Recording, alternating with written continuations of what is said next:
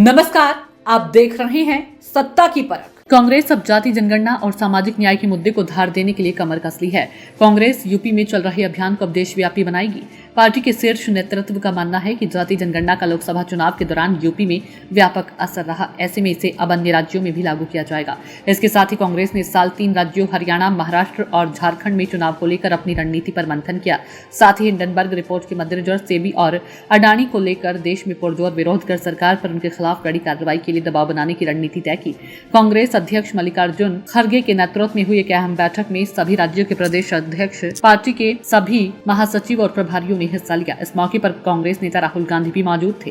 कांग्रेस अध्यक्ष मल्लिकार्जुन खड़गे ने मीटिंग के बाद मीडिया से बात करते हुए कहा कि बैठक में जातिगत जनगणना का मुद्दा उठाया गया। उन्होंने कहा कि सरकार पर जातिगत जनगणना कराए जाने के लिए दबाव बनाया जाएगा। उन्होंने कहा गया कि सरकार को इस दिशा में अब और देर नहीं करनी चाहिए।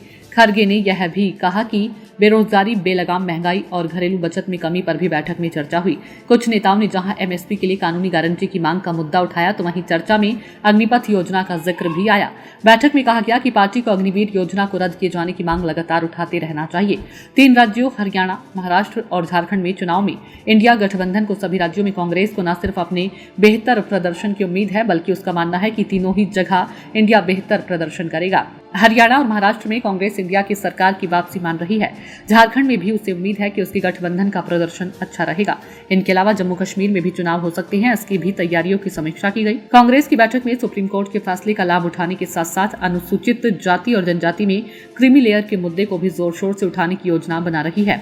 पार्टी अध्यक्ष खड़गे ने इसको लेकर पार्टी का स्टैंड क्लियर कर दिया है कि वो SC/ST के लिए क्रीमी लेयर के हक में नहीं है। कांग्रेस का मानना है कि ये मुद्दा दलित और आदिवासी मतदाताओं के बीच व्यापक समर्थन जुटाने में सहायक हो सकता है। दूसरी ओर इस मुद्दे पर कांग्रेस ने सरकार को लगातार घेरा है और बीजेपी पर आरक्षण विरोधी होने तक के आरोप लगा दिए हैं। कांग्रेस का कहना है कि मोदी सरकार ने हमेशा इन वर्गों की उपेक्षा की है और उनके अधिकारों का हनन किया, क्योंकि सुप्रीम कोर्ट के फैसले के बाद सरकार को संसद में बिल लाना चाहिए था, जो वो नहीं लाई।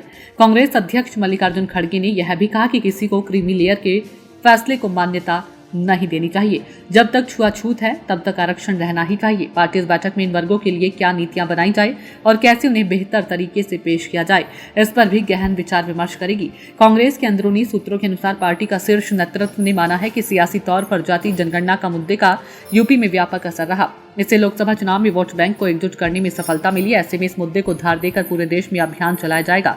यूपी में लोकसभा चुनाव के दौरान दलित संवाद कार्यक्रम चलाया गया। राहुल गांधी ने विभिन्न जनसभाओं में ओबीसी की भागीदारी का सवाल उठाया। लोकसभा चुनाव के बाद भी यूपी में जातिगत जनगणना के लिए 26 जुलाई से 7 अगस्त तक भागीदारी सम्मेलन किए गए और अब मंडलवार सम्मेलन चल रहे हैं। आगे इस मुद्दे पर ब्लॉकवार सम्मेलन करने और लोगों को इस मुद्दे पर एकजुट करने की रणनीति बनाई गई है। कांग्रेस अब मोदी सरकार पर इस मामले को लेकर निशाना साधने की रणनीति बना रही है।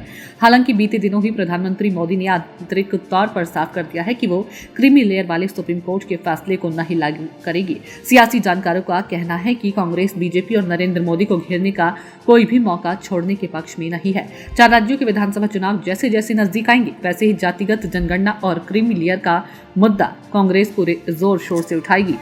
सत्ता की परख के लिए अवधेश कुमार सिंह की रिपोर्ट।